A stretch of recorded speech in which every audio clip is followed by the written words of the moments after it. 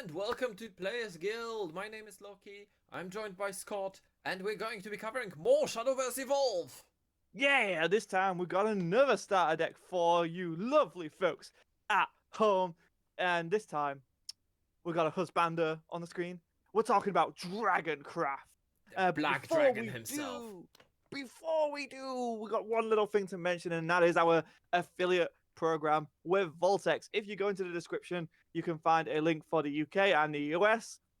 If you use our code Players Guild, you can get yourself some nice discounts on binders and deck boxes, which all card gamers do need. And without further ado, let's talk about Wrath of the Greatwyrm.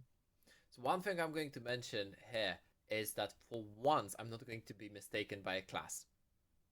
True. Because it's always called Dragon. That's easy to remember then. Yes. So Dragon class. Dragons are big. Because they're big, they need to have high cost, right? Right? I would imagine. Yeah. Or besides that, they also have their own keyword, which I totally forgot. I literally just blanked because I had it a second ago. Essentially, as soon as they have 7 or more play points, a lot of their cards get additional abilities. Ooh. So this is a deck that wants to ramp. When it was competitive, not in the Shadowverse Evolve, in the mobile game, it was hitting that 7 play points, I think, by turn 3. Ooh, that's scary. Or 4. Depends on how lucky you were with your draw, obviously. If you were unlucky, you would hit it by turn 6. But you would always hit it before turn 7. That was always very important for it. And of course, there is a maximum. There is 10. You can't go after 10. But they do have some payoffs for you ramping. We're going to be talking about the exclusives again. Because the cards from the main set are going to be revealed later on. And that's when we're going to touch up on them. And I think without further ado, we're going to go with the big dragon, Fafnir. Big Dragon. He is an 8 cost. So all the other legendaries have been 6 cost. This guy is a whopping 8, and he is a 7/8. So he's got some very nice stats. And a fanfare of deal 5 damage to each enemy follower on the field. He comes in and he goes, "Bwah!" Yes, pretty much. He's not Bahamut level, because Bahamut is 10 mana, 12/12 that destroys all the amulets and followers beside himself. And he is not a dragon, he is a wormkin. Yes, it's a dragon class, but you have worms, you have dragonoids, you have all the usual wyverns and armed dragons as well are a thing. Yeah. But he's massive. Problem is getting to him. Big boy. Yeah. Problem is getting to him, right? Because everything else, as we mentioned, 6 is the usual cost for your legendaries. This one needing 8 shows you that this is the ramp deck. Yes. Because you're expected to hit that 8 when everyone else is hitting 6. Yeah, right. It seems like it's 8, but it's like you're gonna be on if you're on Kev and if you're on Pierce, you're gonna be playing this around the same time. It's we're going to our triple free evolve follower, Dragon Warrior. So as we mentioned, every class gets their exclusive evolve follower that costs 3, is free, evolves for 1, and does something on evolve. In this case, it's Dragon Warrior, which is quite a powerful follower. Oh, I love the artwork on these dragons. They captured that high fantasy. Oh yeah, big time. Select an enemy follower on the field and deal 3 damage to it. It's a 4/4. It's nice. Yeah. We are talking about that 3 damage is that threshold. There's a lot of cards that you can hit with that 3.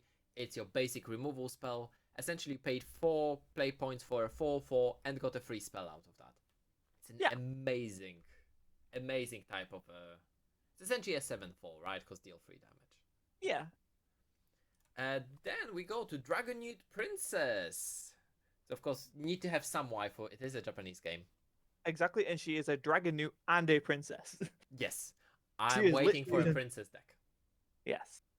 So she's a 2/2/3, which is a nice little split there with fanfare. If Overflow is active for you, we'll talk about that in a second. That's the keyword I was missing.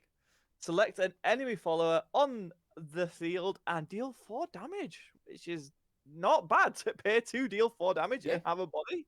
But yeah, Overflow, explain it to us. So Overflow is the mechanic I was talking about that I blanked on the name of the mechanic. The moment you have 7 maximum play points, Overflow is active for you.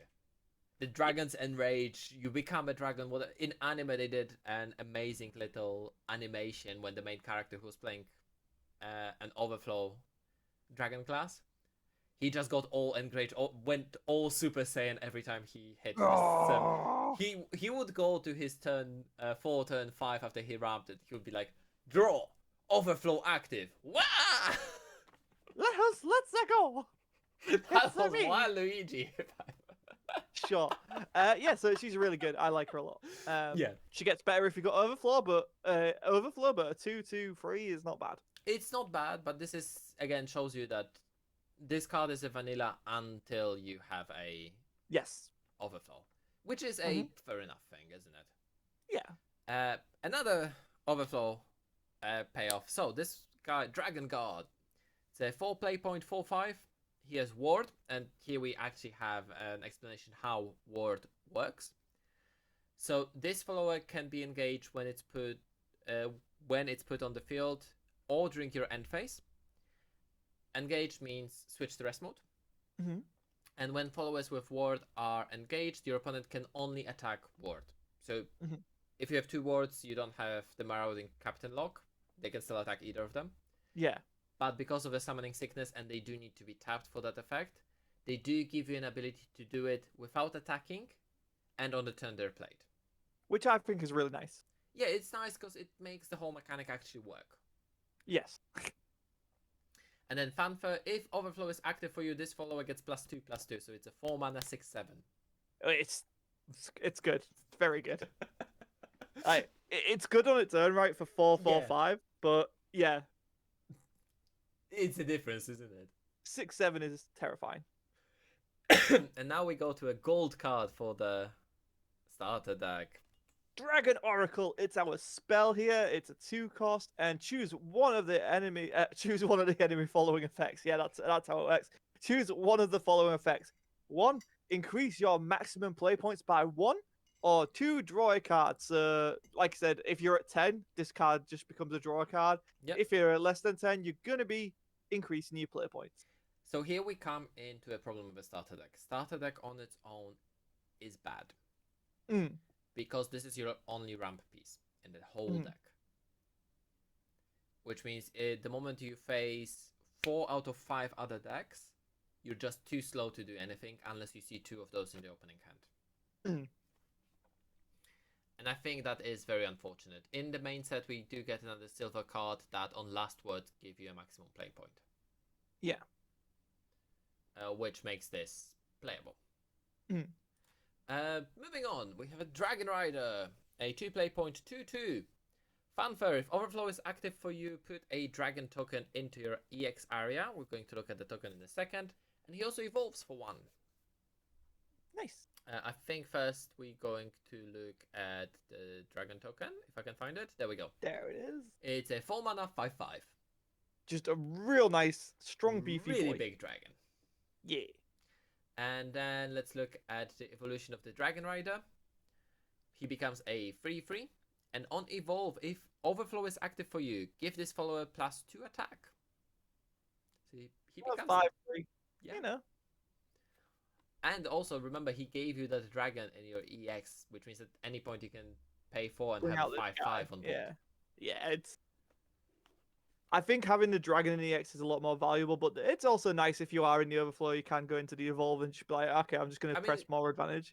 Again, if it survives, you just evolve. If you're in Overflow, you hit for 5 to face. Yeah. Which makes it the prime removal target. Exactly. Next one is Glint Dragon. That's a cool little looking one. Reminds me of that dragon from How to Train Your Dragon. Yeah, one of the dragons in How to Train Your Dragon. Yeah. Yeah, the big one. The big one. The big dragon in How to Train Your Dragon. There you go, guys.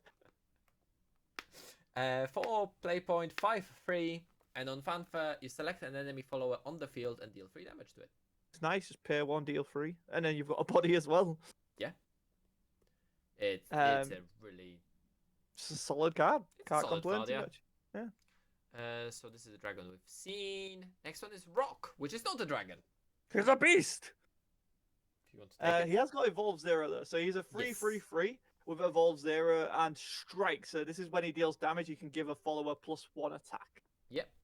Give this follower. Oh, give this +1 attack, sorry, not another follower.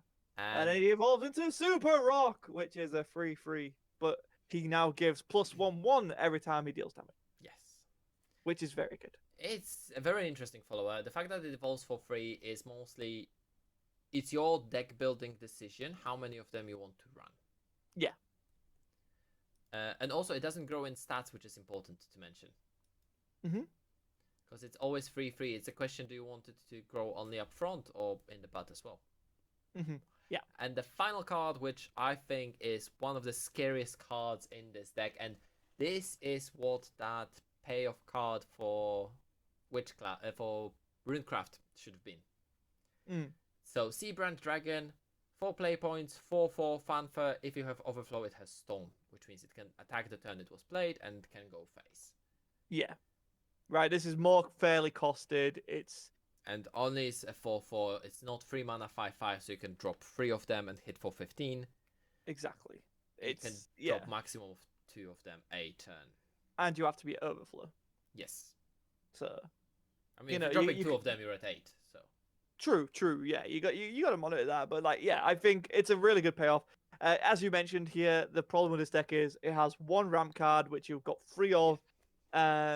Which is, again, it's the max amount you can have, but it's always going to come down to RNG as if you see it. If you're hitting 7, you're going to be very happy, but the times you're going to be hitting 7, I think you're going to be at such a disadvantage that this is probably the one deck that I can easily say, if you were trying to get them all, then that's fine, you're going to get them all anyway. But if this is a style of play that you like, the problem is, at any point you want to run Dragoncraft, you do you need want to to get the deck for the card, but there is as a deck literally in of its own, 2 cards, 2 exclusives from this deck that you do need at any point you want to run Dragoncraft. That's the Dragon Oracle and Seabrand Dragon. the rest is all situational. So it's like, The rest part of me depends on the deck says- you play. part of me's like, oh, I kind of want to recommend it because there are the cards that you do need it. But it's like, if you're interested in playing this deck, it's very much a wait for the set and build it rather than it is just play it as is. Whereas all the other decks have been come in with at the same time as the main set, which is fine. And I think the second ramp card is just a silver, or maybe it's even a bronze, which is also fine. But the problem this deck is going to be struggling with is you do need to see your ramp. And as I was playing with this deck, because I was playing with all 6 of the starter decks to just get a feel for it, at some point we just created a house rule where this deck always starts with 1 Dragon Oracle in hand. Yeah. Because otherwise the deck is just too slow. All of your cards are vanillas until you 7. So if you save them to yourself, even slow decks like the Runecraft, the spell one, even they will just put you down so low that you can't climb back. Yeah. I think And that's if you do a that really good against point.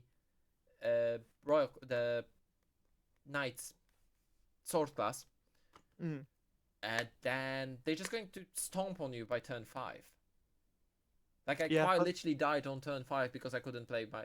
I played my vanillas, they just ignored them, and I could kill 1, maybe 2 things a turn. But then turn 5, and I was dead.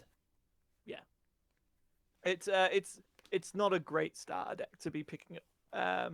Even if you're interested in the theme and you're like, oh, I like ramp, I like dragons, it's one of those where it's like, you're going to have to pick it up for the exclusives unless you're really just dedicated to buying the singles, which is fine if you want to do it that way. But yeah, like I said, this is a deck that just, if you are seriously considering playing this, you're going to need to put a little bit of work into it rather than just being able to come out of the box and really experience what it has to offer, I think, which is unfortunate. That is unfortunate. The problem is that this deck needs more... It's even after you have your second ramp card, you only get 2 in the first. Yeah. There's a Dragon Oracle and the other one. There's 6 cards total that ramp you. and the other one doesn't have a payoff if you're already at max. Then it's just a free play points 2/2. Yeah, so there you go, guys. That's our thoughts on Wrath of the Greatwyrm. If you are new here, please hit that subscribe button. It does help, and it helps us grow and spreads the Shadowverse across of all of the evolutions. I don't know what I'm saying. Let's play But, Shadowverse. Because Japanese call it Shadowverse. Shadowyverse. I'm going back to Shadowyverse. I like it. Shadowyverse, okay. Shadowyverse. Shadowyverse. But yeah, I think, this is like, because it's a deck conceptually that I really like, and I want to love it. But this is a hard starter deck to say. This is what you should start with. That's the problem. It's a starter deck you need to play with this class, but this class is not getting particularly good early on. No, exactly. It's one of those. It has a lot of potential. Like all the ramp decks, it has a lot of potential, and down the line, it becomes so stupidly fun, especially in the mobile game. But right early on, it just feels painful. Yeah. So, I've been Scott7, your Guildmaster here at Players Guild, joined by Luke Smith, and we'll see you next time.